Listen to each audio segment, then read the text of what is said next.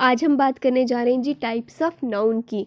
तो types of noun हम समझेंगे एक स्टोरी की हेल्प से, जिससे हमें सारी की सारी टाइप्स जो हैं वो अच्छे से याद हो जाएंगी और हमें क्रैम करने की ज़रूरत भी नहीं पड़ेगी। तो ये स्टोरी है आयशा की और उसकी फैमिली की। तो एक दफ़ा का जिक्र है कि एक छोटी सी लड़की जिसका नाम आयशा है, वो अपनी फैमिली के साथ एक नए शहर घूमने गई।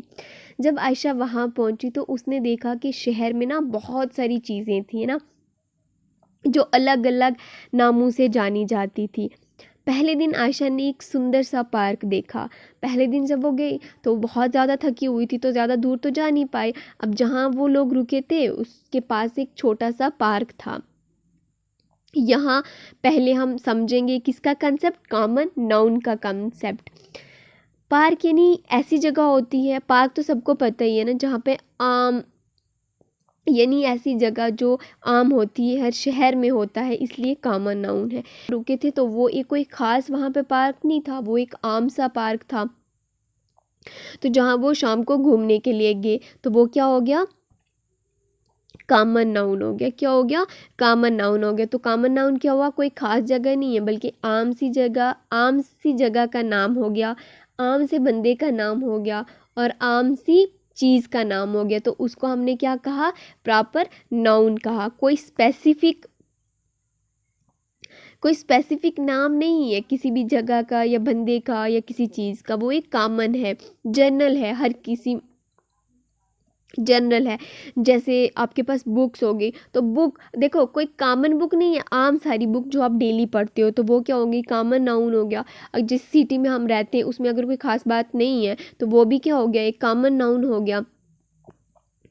फिर आयशा अपनी मम्मा के साथ एक फेमस जगह पे गई। कौन से दिन, दूसरे दिन। अब वो रात को सोई, रिलैक्स हुई, तो दूसरे दिन उसने कहा हम अगर आए हैं तो किसी अच्छी जगह पे घूमने के लिए जाएं, जो बहुत फेमस जगह थी। और उस पार्क का नाम था सेंट्रल पार्क। यहाँ एक नया नाउन हम समझेंगे जो है प्रॉपर नाउन, जो किसी खास जगह, इंसान या चीज़ का नाम होता है। अब सेंट्रल पार्क एक खास पार्क का नाम है जो ये प्रॉपर नाउन है। हमने कॉमन नाउन, प्रॉपर नाउन तो हमने देख लिया। क्या आप मुझे बताएं, क्या आपके दिमाग में भी कोई कॉमन नाउन आ रहा है या प्रॉपर नाउन का कोई नाम आपके दिमाग में आ रहा है? अगर आ रहा है तो कमेंट सेक्शन में ज़रूर बताएं। अगर आपको ये प्रॉपर नाउन और कॉमन नाउन अच्छे से समझ आ गया तो कमेंट सेक्शन में प्रॉपर नाउन और कॉमन नाउन की अच्छे से एग्जाम्पल्स लिखें। अब हम यहाँ पे पहले समझेंगे कलेक्टिव नाउन और उसके बाद हम समझेंगे एब्स्ट्रैक्ट नाउन। तो अब कलेक्टिव नाउन क्या होता है।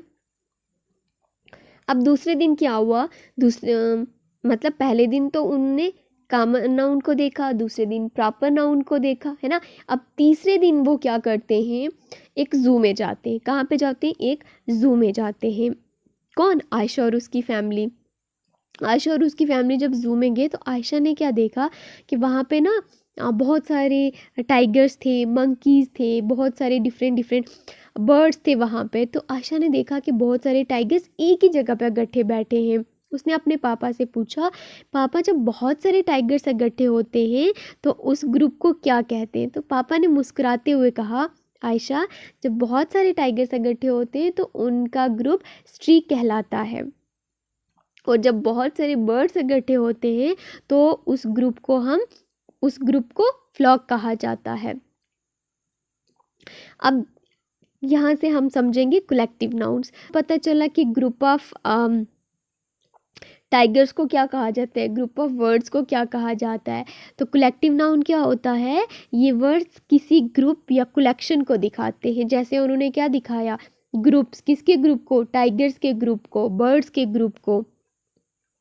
या फिर हम बात करें तो टीम जैसे कहा जाता है, तो टीम किसको कहते हैं, मतलब प्लेयर्स के ग्रुप को। और फैमिली किसे कहा जाता है, ग्रुप ऑफ पीपल, मतलब उसमें क्या होते हैं, लोग होते हैं, हमारे अपने लोग होते हैं। तो ये क्या होता है, कलेक्टिव नाउन होता है। आशा को कलेक्टिव नाउन समझ आ गया। उसने देखा कि जू में अलग अलग जानवरों के ग्रुप होते हैं और उन सब के ग्रुप्स अलग अलग नाम से पुकारे जाते हैं। मैंने जब जू विज़िट किया तो उसको बहुत ज़्यादा भूख लगने लगी और उसने अपने पापा को कहा कि पापा अब लंच का टाइम हो गया है तो हम लंच करने चलते हैं।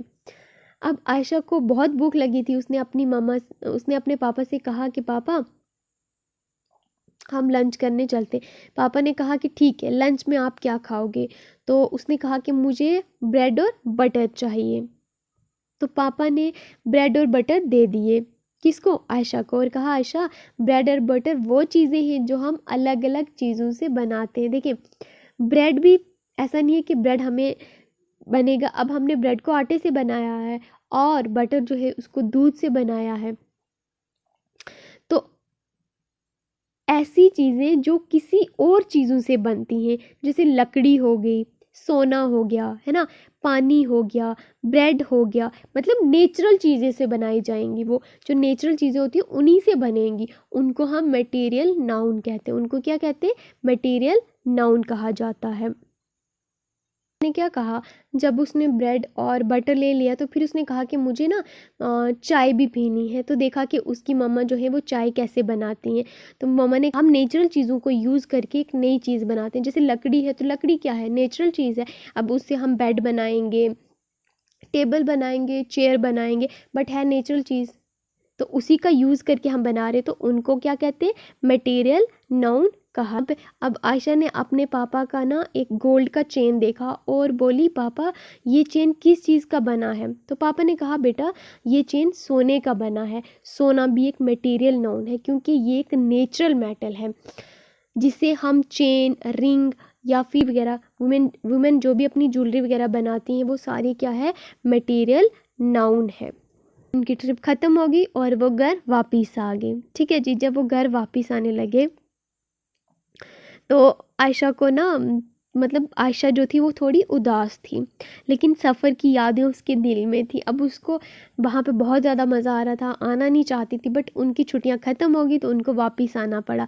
तो आयशा बहुत ज़्यादा उदास थी और कहने लगी अपने पापा से, मुझे थोड़ी हैप्पीनेस हो रही है और थोड़ा सैडनेस भी है। मुझे खुशी भी है और दुख भी है, क्योंकि मुझे शहर बहुत पसंद आया, लेकिन क्या है कि घर भी मुझे याद आ रहा है, स्कूल में भी जाना है, फ्रेंड्स भी याद आ रहे हैं।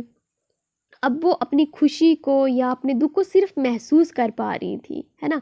तो ऐसे नाउन जो हम महसूस कर सकते हैं लेकिन उनको छू नहीं सकते, उनको उनको छू नहीं सकते, तो उनको क्या कहते हैं? एब्स्ट्रैक्ट नाउन कहते हैं। जैसे खुशी हो गई, उदासी हो गई, ठीक है जी, उदासी हो गई, प्यार हो गया। अब अगर हमें कोई, अब जैसे हम अपने पेरेंट्स से प्यार करते हैं तो हम उनको छू नहीं सकते, उस प्यार को छू नहीं कर सकते ना, बस उसको हम क्या कर सकते हैं? फील करते हैं।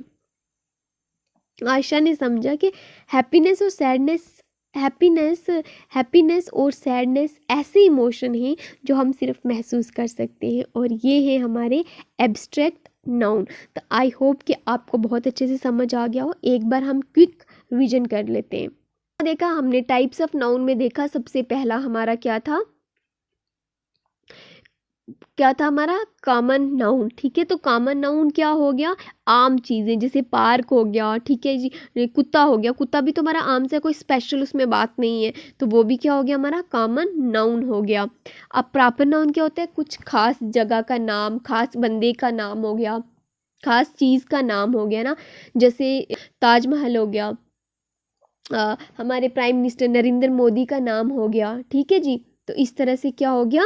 ये कॉमन नाउन में नहीं, ये प्रॉपर नाउन में आएंगे। ठीक है जी, इसमें कुछ ना कुछ खास चीज़ है। तो तीसरा हमारा था कलेक्टिव नाउन। तो कलेक्टिव नाउन क्या है? ग्रुप ऑफ नेम्स होते हैं। ठीक है, जैसे आपके पास बर्ड्स का ग्रुप था, फैमिली हमारी हो गई जिसमें लोगों का ग्रुप होता है, ठीक है, उसको हम कहते हैं कलेक्टिव नाउन। उसके बाद हमारा मटेरियल नाउन। तो मटेरियल नाउन क्या हो गया? चीज़ें जो किसी और चीज़ों से बनती हैं, जैसे वुड हो गया, ब्रेड हो गया, चाय हो गई, तो ये क्या है? नेचुरल चीज़ों से कोई और चीज़ बनाई जा सके। Abstract noun. एब्स्ट्रैक्ट नाउन क्या हो गया? फीलिंग्स और इमोशन, जैसे आपकी हैप्पीनेस हो गई, आपका लव हो गया, सैडनेस हो गई, आप उनको फील कर सकते हो बट उनको छू नहीं सकते हो। आप उनको फील कर सकते हो बट आप उनको छू नहीं सकते हो। तो ये था टाइप्स ऑफ नाउन। तो अगर